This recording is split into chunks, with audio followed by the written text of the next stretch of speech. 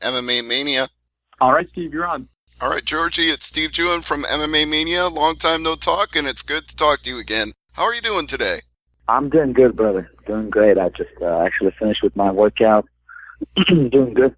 That's excellent to hear. You want to have a good workout since you're going into a huge fight here, a rematch with Emanuel Sanchez, and you're taking it on short notice, too. So tell me about the process of taking this fight. When did you get the call, and why did you know you wanted to do it on such short notice?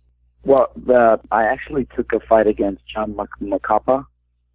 So they called me, and I took the fight. I signed a contract, and then about 2 days later, they called me. They're like, hey, yeah, you're going to fight Sanchez. The main event fell apart, and that was it, man. I was pretty excited, and I couldn't resist him. I said, yes, send me the fucking contract. Let's do this. Of course. I know you want to avenge that loss from Bellator 170, so how do you think the fight's going to play out this time? It's going to be a little different because we fought in 2017, and I was a totally different fighter. I'm pretty sure he improved, and I improved, and it's just going to be a little different, you know. I'm going this with a different approach, and I do not want to let this go to judges. It seems like that win over you was what propelled him up the ladder to getting a featherweight title shot. Exactly. So now you've got to feel like you're in that same position, knowing he's former number one contender, that you'll get right back in the driver's seat with a win. Yeah, I don't think about too much over the title or anything like that. I'm just happy. I mean, even though it's a short notice fight, I feel like I'll be ready, and I just can't wait for it. So were you already training then with Macapa in mind, or had you not even really gotten deep into training at that point? Well, I trained year-round, so when they called me from Macapa, it was still a short notice fight, but I said, hell yeah, let's do this, and when things changed 2 days later, I had no problem taking a fight against Sanchez, so. It's also going to be short notice travel. Did they help you with the travel arrangements, or have you got all that sorted out? No, man, I got all that sorted out. You know, I'll be fighting in Russia, so you know, when I fought there, it was just a 12-hour difference, and by the time the fight time comes, I felt sleepy as hell because of the time change. But this is perfect. Oklahoma, hell yeah. As long as it's in the United States, I'm fucking happy. Now, speaking of Russia, I did notice there was some controversy about your last fight there. What exactly happened after the bell? Can you explain what happened? Yeah, well, Herbie stopped the fight because first I found Herbie to look at the gloves because I thought he was touching my gloves, and Herbie stopped the fight. I let it go. When I let it go, you know, I was talking to Herbie, and you know, the motherfucker just punched me when I was talking to Herbie. So, and then all I remember, I just woke up. I was wrestling with my corner, but you know, as far as I know, that was my victory. So, you know, I'm on. Even though Sherdog changed it, I'm still 29-8-1. So, yeah. Well, the record is different in different places depending on where you look at it. That's why it's going to be an interesting one to sort out in the future. There's got to be some way to get all of these bodies that are recording your fights unified so the record's the same everywhere. Yeah, I honestly think, you know, the Russians just put a lot of pressure on Herbie because he still goes back there and referees for them. So he had to choose their side. But, yeah. Do you think there's maybe some controversy with that in general? Because I noticed there was that same problem with one of Fedor's fights where it looked like he clearly got knocked out, and then they ended up giving him the win, and then later on people were like, no, that should be a no contest. Was it against Maldonado? Yes, the Maldonado fight. Yeah, Maldonado beat Fedor for sure. I kind of thought so too when I watched it live, but go ahead.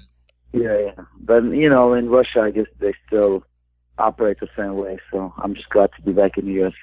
So are you back in Bellator to stay now? Because we haven't seen you since Bellator 192 with Henry Corrales. Yeah, you know, after that fight, I changed a lot of things. I changed went with a different conditioning coach, Coach Chaos and Calavita, so that was a big difference. And, you know, I trained with a lot of good guys that pushed me to my limit and just pretty much beat me up in the gym. So, are we going to see you like 3 or 4 times this year in Bellator? What's your plan this upcoming year? I want to fight as much as I can, man. I'm after this fight, hopefully I could be busy by summer. But 3 to 4 times is perfect for me. Obviously, as you mentioned, the landscape of the division has been changing a little bit. Sanchez just got his title shot and lost, but you've been a contender for a long time and you've always been in the mix. So, what do you feel like is next for you after Emanuel Sanchez if you get this win? Is it a title shot right away? I know you say you don't think about that, but what would you like? I have a few guys at 155 that I like to do super fights, but at 45 there's still some unfinished business, and I don't know. Patricia's fighting Michael Chandler for the belt, so and I heard if Chandler beats him, he's going to go down and fight him at 45. So we'll see, man. There's a lot of options. It does seem like a lot of those divisions are getting tied up with super fights. I mean, we've got the same problem right now at light heavyweight with Ryan Bader being the heavyweight champion too. Yeah, that's crazy. That's what it's all about. I guess super fights these days. So we'll see. But one thing I appreciate about Bellator, perhaps you do as well, is that they don't go around making a bunch of interim titles and crowning paper champions. They let everything sort itself out between the fighters and not make up new belts. Yeah, I think that's total bullshit, the interim belt and all that stuff. So I feel like Bellator always had his own way of, being an organization, and they're really different than other organizations, and that's a really good thing. Yeah, I think it stands out among the rest. So it's a good move, and this is obviously a good move too. I've heard several people saying that no disrespect to Ashley Grimshaw, but the way at least one commentator put it on MMA Mania is you're a much bigger name than him. Yeah, who is Ashley Grimshaw? I never heard of that kid. I think they're bringing him from England to lose, but I never heard of that kid. I looked him up on Sherlock, but I personally think this is a better main event too. I absolutely agree. And hey, I did the same thing. I looked him up on SureDog when I wrote my preview of the fight, and then I was like, oh, no, scratch that. It's Karakhanyan now. We got to change everything. Thank you. No problem. What do you look forward to doing in Oklahoma after this fight is over? Is there anything you want to see, anywhere you want to go? You know what? I heard Oklahoma is, especially Winstar is Winstar is like the biggest casinos in the world, so I'm not a big gambler. I mean, I don't drink at all, so as soon as the fight's over, I'm just probably going to go sleep and just come back to California. Yeah, you might as well. Just rest up and then come back and enjoy the warm California sun. But it is definitely a nice venue for a fight. Yeah, I never been there the first time, so I heard it's pretty nice. Yeah, and you can't miss it if you're, I know you're flying in, I'm sure, but if you're going due south the way I would to go there, you can't miss it. You'll see it from miles and miles away. I'm looking forward. Absolutely. So you mentioned that you've changed up a lot of things, your cardio, your training. What else has changed? What techniques have you picked up, or anything have you developed since your last time in Bellator? Just a lot. We've been working with Daryl Christian and, like sparring with guys like Syed Awad, Juan Archuleta, Campos, and all those guys, TJ. It's a good mix, but we also go to India and spar with all those pro boxers out there. So it's a good change, and we coach Cal at the garage. It's a different training, so we're in there for 2 to 3 hours. Excellent. Twice a week, and it's a brutal training. Well, brutal's the way to get better. The harder you fight, the harder you'll fight when you get in the cage. So it all works out that way. And you can't get much harder than Syed Awad. In fact, it's a good coincidence, too, that you guys know each other so well, because he's got a big fight coming up here, and his was also a change in the main event of the card. Now he's fighting Brandon Gertz. Yeah, that's crazy. He's fighting a week later after me, and we've been training together for 13 years, and he's the main event. He's in Pachanga, so I'll be there for sure. Absolutely. I think it's a good matchup for him, too. He's going to kill this kid. I hate to say it, but yeah, I kind of think so, too. I mean, the one thing I like about Brandon Gertz, though, is that he is a scrapper. Even though his win-loss record hasn't been great of late, that fight he had with Derek Campos was a lot of fun. No, yeah, I watched it. He's a scrapper for sure, so he bangs, and I think, for Syed to beat him, he just has to be patient and use his range, and I think our team will be perfect. Yeah, and definitely hit him with that left hand, but not so hard that he bends the metal plate in it again. Yeah. Yeah. Speaking of injuries, though, how are you feeling? How's your health and overall body physique and everything?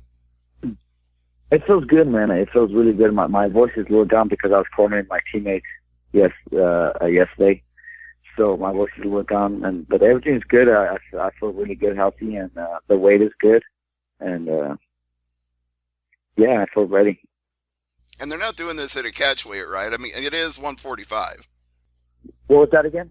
Oh, I said, and it is, I mean, I know this was short notice whether it was Macapa or this fight, but it's 145 no matter what, right? No, Macapa was a catch weight 150. Oh, And okay. when they called me, they're like, hey, fight Sanchez. At first I was like, okay, let's do it 150. And I don't think they like that idea, so it's a 146. Okay. But you'll be able to make that no problem. Yeah. Today after practice I was 157, so shouldn't be a problem then. Yeah, you're already on target then. No problem making that weight. So, anything else you want to say about Emanuel Sanchez before we wrap it up today and this big rematch you've got coming up? No, really, I feel like he's just still the same fighter. I watched the last fight with Patricia, so I'm just looking forward, man. And I know he's going to come forward, and I'm going to come forward. And Yeah, we'll see who wins. It's going to be a fun fight. Now, I'm pretty sure it's not going to be a majority decision this time. There's going to be a definitive winner. No, yeah, if I lose, I better get knocked out. And if I don't want to get it to the judge's decision. So I'm for sure going to go every finish every minute, second. So. Well, that's why we like seeing you fight, and that's why it'll be a fun main event here at Bellator 218. But in closing, Georgie, as I always like to do, please plug any teammates, any sponsors, any social media you'd like. Teammates, anyone in the training lab to help me out, and sponsor-wise, Original Grappler, and then I've also been working with this guy from Sports Specific Rehab. They've been helping me a lot, so those guys and everyone else that supports me. All right. Well, there will be plenty of people supporting you watching this big fight here at Bellator 218, a highly anticipated rematch with Emanuel Sanchez. Georgie, thank you for the time today and have a great performance in Thackerville. Thank you, brother. No problem. And thank you, Dan, as well.